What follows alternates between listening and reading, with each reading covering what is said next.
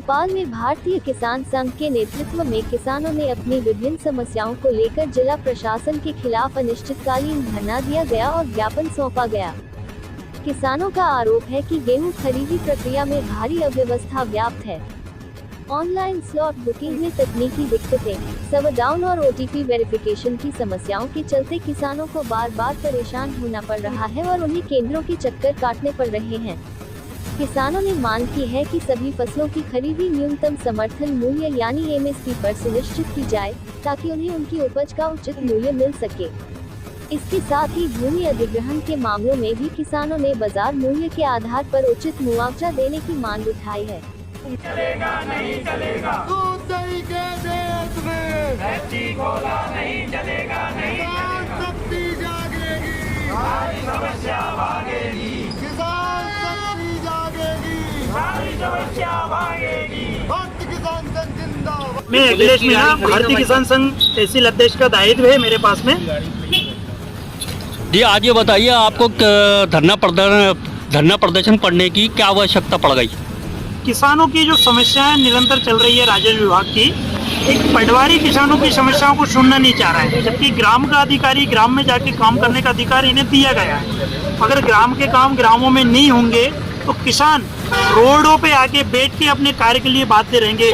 पिछले साल भर से हम कई बार ज्ञापनों के माध्यम से, बैठकों के माध्यम से ये बातें रख चुके, ये मांगे रख चुके।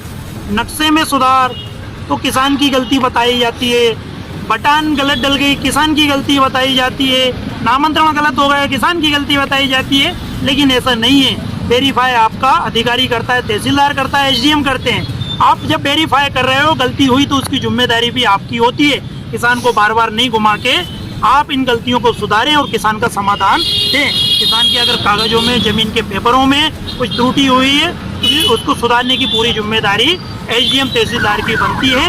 और हम पटवारियों से अगर बात करते हैं तो पटवारी कहते हैं कि मैंने कोई आपकी भैंस नहीं खोल ली है, या मैं आपका हलवाई नहीं लग गया हूँ, आपका नौकर नहीं हूँ, ऐसी बातें करते हैं। जबकि किसान बड़ी सरल भाषा से कहता है, पटवारी साहब ये कैसे हुआ बताओ तो दो। हम तो ना पेपर देखते हैं ना पेपर जानते हैं, ऑनलाइन जो डाउनलोड हुआ उसको देखा पढ़ा, समिति की उस बात को लेके तहसील कार्यालय तक चले आते हैं। यानी कि आपकी ज़मीन से ही आपको बेदखल करा जा रहा है, कह सकते हैं, क्योंकि हम पूरे जो बैठे हैं शहर के किनारे और कुछ शहर में भी आते हैं हमारे किसान भाई।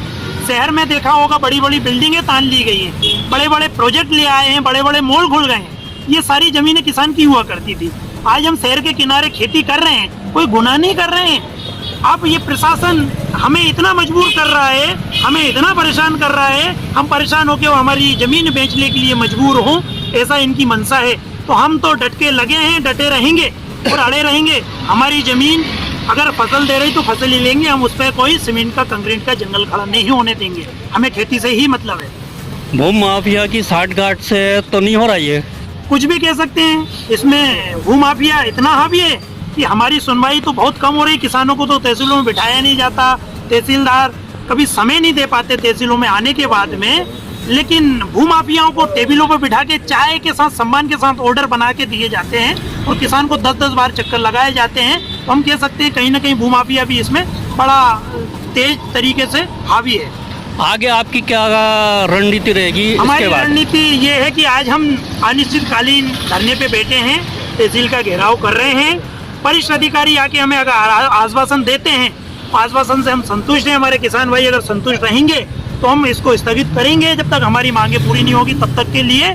और अगर इसमें लापरवाही हुई तो हम जिला प्रशासन को, जिला कलेक्ट्रेट को भी घेरेंगे। हमारी ऐसी योजनाएं बनी है।